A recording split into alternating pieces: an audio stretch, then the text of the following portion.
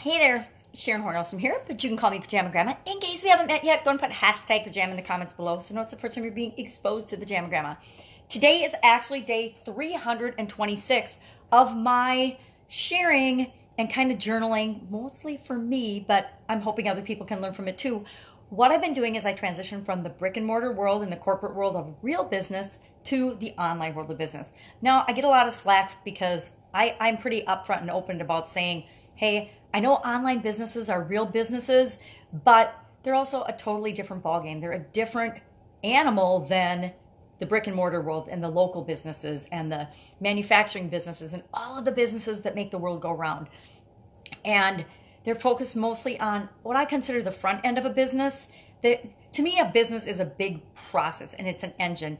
And most online businesses, most automated systems are either focused on either the front end of a business or the back end of a business and automating the things that make a business work. But they're not the actual, I consider the meat and potatoes and the deliverables of the business. And again, this is just my opinion and my perspective, but I think you need both. You need to be able to deliver on the promises that you make in your online business and your marketing and your sales offers. And then you need to automate and streamline and make as efficient and effective as possible the back end of some of those systems. So the accounting, the finance, the communication with your customer, any of those things that you can automate, I'm all for that. And so I help businesses go from just being offline brick and mortar to adding an online component to their business to, number one, help them get more marketing and more sales and more people attracted to their business. And number two, to automate the systems that they can to make their business more efficient, more effective. And I'm all about more efficient, more effective. And if something I'm going to do repetitively, I'm going to find a system or a procedure or a process to automate that system. That's just what I'm all about. So today, that's got nothing to do with the topic. I want to talk about invitations, inviting people to things. Maybe it's an event, maybe it's a podcast episode interview, maybe it's help on a project, maybe it's a mastermind, whatever it is. I want to talk about invitations, and that's with respect to this Women's Summit I'm doing, because today I'm going to put forth some invitations and asking for help. I will admit one of my biggest struggles, my biggest personal struggles is asking for help. And it doesn't have to be big things. I really have a hard time asking for help with big things, but even little things I have a hard time asking for help with.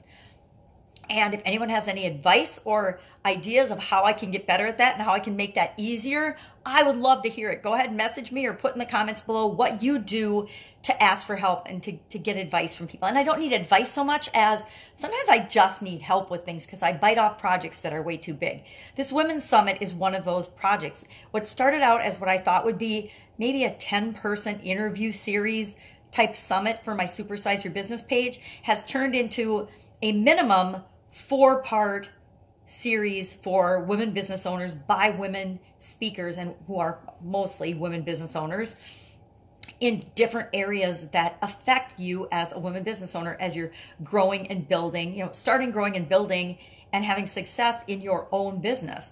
And the first one is in January. And what I did, I'm going to tell you my process. What I did as I decided I was going to do this is I reached out and I asked a lot of questions because I've never done a summit before. And so I asked a lot of questions. Asking a lot of questions is asking for help. But to me, that was a low barrier of entry to asking for help because I was just looking for information. And I've been able to ask information and study and research for pretty much my whole life. And that doesn't feel like asking to me. That feels like asking a question, but not necessarily asking for help. So I reached out to several groups I'm in and several people I know, and I asked, what's your biggest challenge with growing your business or starting your business as a woman? And I didn't even ask as a woman, but because interestingly enough, the biggest challenge is the same for everybody starting their own business. Every survey I've ever done, everything I've ever heard, and everything I've come up against, the number one overriding question that people have when they're starting and growing a business is got something to do with customers. How do I get customers? How do I attract customers and get them coming to me? How do I get them to find me? Once they find me and they come to my business, how do I get them to do business with me and actually become a customer from a prospect or a lead to a customer?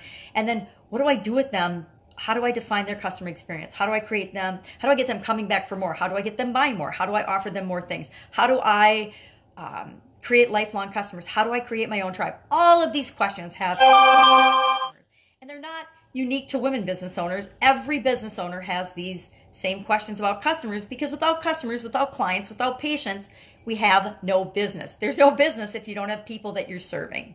So that is the topic of our first summit. And what I did to determine who did I want to have on this summit is I went to my own inbox. I have been online and not doing any online things until the last couple of years, not even 2 years yet. But prior to that, I followed a lot of people, and I looked for answers. When you're a small business owner, the one thing I missed most from corporate America is that I didn't have my professional team in each different business function. In each different business function in corporate America, I had an incredible network of people in every function of a business that I could call upon in that industry, and they were readily available. I mean, all I had to do is pick up the phone and call someone in purchasing. All I had to do is pick up the phone and call the maintenance manager. All I had to do was pick up the phone and call an electrician, or walk down to his office and say, hey, this is what's going on in the let me think of one of the businesses I was in. This is what's going on in Sweet Goods. We got an electrical problem on the fryer. You know, what are we going to do about it? We're getting inconsistent temperatures, which is impacting the quality of the product, da, da, da, da, da, da.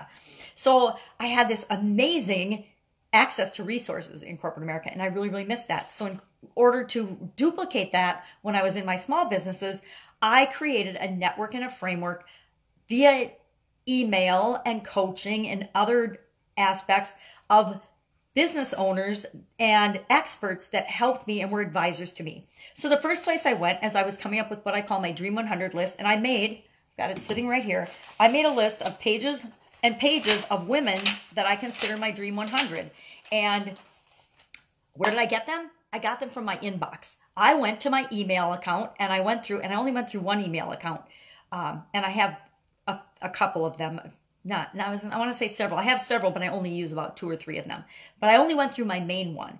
And I went through and I made a list, and I just looked for all the women that I follow and I listen to. And I have been following some of them for as long as 10 years. I mean, I've been following Oprah Winfrey for probably 20 or 30, not 30 years. I don't know that she's been around that long. But I've been following her for decades.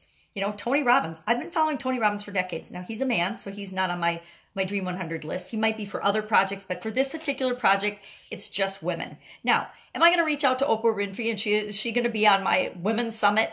Absolutely, positively not, right? I don't have a relationship with Oprah, although I was invited to be a guest on her show one time, and then the timing wasn't right, and so I couldn't be.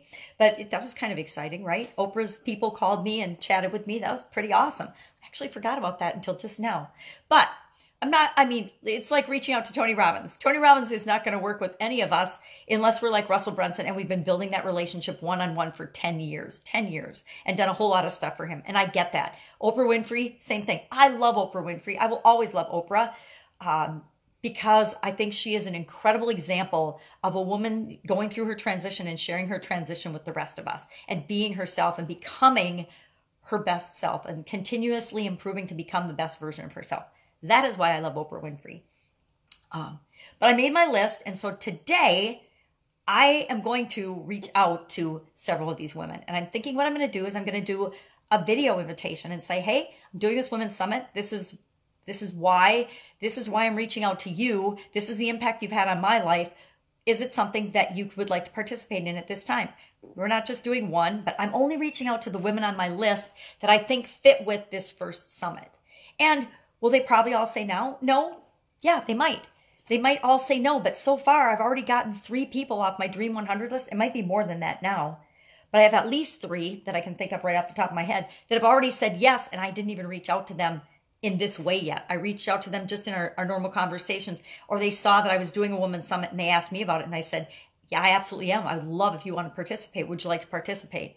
And it might be more than 3 on my Dream 100 list, but it's probably more like 6 on my Dream 100 list have already said yes.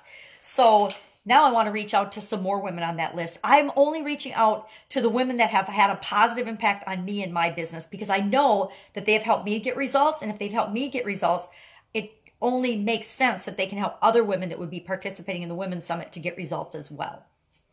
So that is my way of figuring out how I can ask for help without, feeling like bad for asking for help. And, I'm not asking for help for me. I'm asking for help for the women that are going to participate and listen to this summit, because I want to make a difference in women business owners' lives. I mean, I know how much I've struggled over the years trying to figure everything out myself. And if I can find a way to shortcut that process for anybody, I'm going to do it.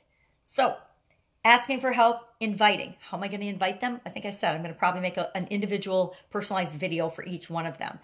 And a year ago, would have I even thought or dreamt about making a video for everybody? Absolutely, positively not. I wouldn't have shown my face to anybody, but because I was scared.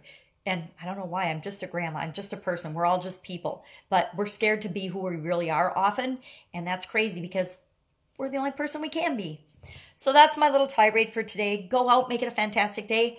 What are you going to do today? Who can you invite to participate in your life? Who can you ask for help? What do you need help with? Hey, if you need help with something, put it in the comments below. Maybe we can help one another out. That's it. Have a fabulous day. And I'll, of course, be with you tomorrow. Bye.